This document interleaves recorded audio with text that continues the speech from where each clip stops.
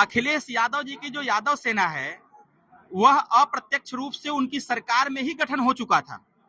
माननीय अखिलेश यादव जी जब उत्तर प्रदेश की कोई भर्ती आती थी तो वो सेना ही तैयार करते थे, स्वजाति सेना, उसका नाम स्वजाति सेना था।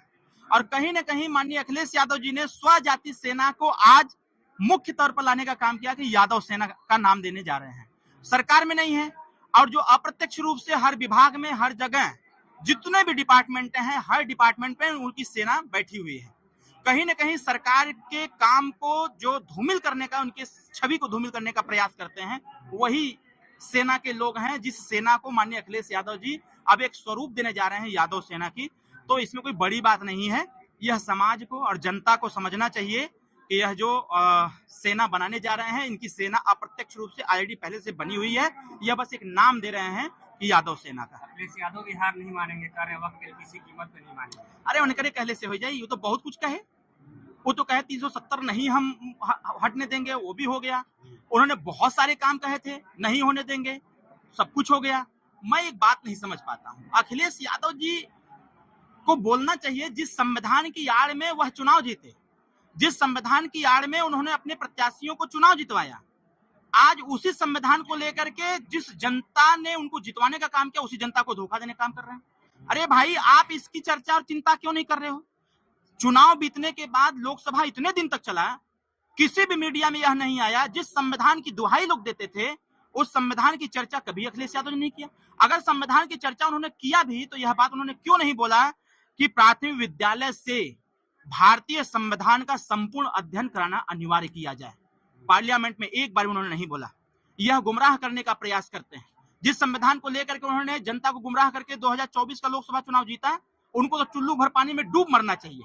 अपने समस्त साथियों को लेकर के सदन में यह बात बोलना चाहिए था, प्रधानमंत्री के सामने यह बात, गृह मंत्री के सामने, पूरे सदन के सामने बोलना चाहिए था। तो यह जनता ताली बजाती और कहती कि जिस संविधान के नाम पर तुमने वोट लिया था, कहीं ना कहीं अगर वो संविधान को पढ़ाने की बात करते तो जनता उनके साथ खड़ी रहती। लेकिन उन्होंने जनता को धोखा दिया। और मैं यह जरूर कहूंगा कि अखिलेश यादव जी धोखेबाज हैं। उनको सदन के अंदर बोलना चाहिए था कि संविधान का अध्ययन प्राथमिक विद्यालय से होना चाहिए और इसका संपूर्ण अध्ययन होना चाहिए, ताकि गरीब जनता जब संविधान पढ़ेगी, उनके बच्चे पढ़ेंगे तो अपने अधिकारों की रक्षा स्वतः कर पाएंगे। बंगाल में हिंदू पलायन कर रहा है, क्या कहना चाहिए? ये वहां की सरकार फेलियर है, और वहां जिस प्रकार से कट्टरपंथी एक दिखाई जा रही है ममता जी के द्वारा, यह टोटली गलत है। यह देश के संविधान को, भारतीय संविधान को ताक पर रख करके इस प्रकार के कृत्य किए जा रहे हैं। जिस प्रकार से वहां दिन दहाड़े गोली मारी जा रही है, तलवार से काट दिया जा रहा है, पूरे देश को देखना चाहिए, इस बात को समझना चाहिए कि किस प्रकार से बंगाल में जनहानि हो रही है, और एक धार्मिक जो उन्माद है उसको फैलाने का निरंतर प्रयास किया जा रहा है।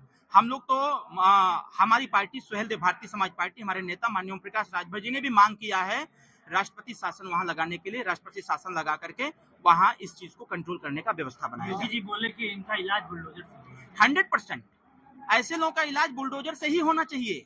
सुप्रीम कोर्ट ने कहा कि बुलडोजर नहीं चलेगा। सुप्रीम कोर्ट ने अभी तमाम तरह के टिप्पणी करने का प्रयास किया है वक्फ बोर्ड पर, बिल पर भी। और अगर ऐसा है तो सुप्रीम कोर्ट को वहां इन्वॉल्व होना चाहिए। बंगाल को देखते हुए जिस प्रकार से जनहानि हो रही है, धार्मिक उन्माद बढ़ाने का निरंतर प्रयास हो रहा है, सुप्रीम कोर्ट को भी उसमें दखल देना चाहिए। योगी जी की सरकार है और अखिलेश यादव कह रहे हैं उनको धमकी दी जा रही है गोली मारने की। अखिलेश यादव जी को धमकी दी जा रही है गोली मारने की? अखिलेश यादव जी के लोग ही दे रहे हैं धमकी। ये सब ड्रामा हो रहा है। हमारे ऊपर जब हमला हुआ था तो यही अखिलेश यादव जी हमसे कहे थे, उस समय पास कोई सिक्योरिटी नहीं थी। अखिलेश यादव जी ही कहे थे कि ओम प्रकाश राजभर तो बोलते हैं कि हमसे बड़ा गुंडा कौन है, तो उनके बेटे को नहीं डराना चाहिए। तो अखिलेश यादव जी सेना बना रहे हैं तो सिक्योरिटी की आवश्यकता है भाई?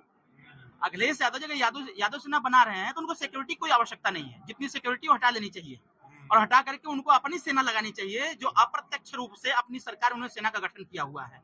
तो अखिलेश यादव जी डरे न, पूरी एनडीए सरकार पूरी तन्मयता, पूरी ताकत से उनकी रक्षा सुरक्षा करना जानती है, क्योंकि एनडीए सरकार संविधान से चलती है और एनडीए सरकार संविधान के हर अनुच्छेद का पालन करती है, हर प्रावधान का पालन करती है, और संविधान के ही आधार पर उनकी रक्षा भी कर रही है। इसलिए इतना भारी भरकम सुरक्षा दे रखा है ना हमारी सरकार ने। बड़ा सम्मेलन करने जा रहे हैं आप? 100% होगा। सुहेल देव भारतीय समाज पार्टी 2027 का आगाज कर रही है।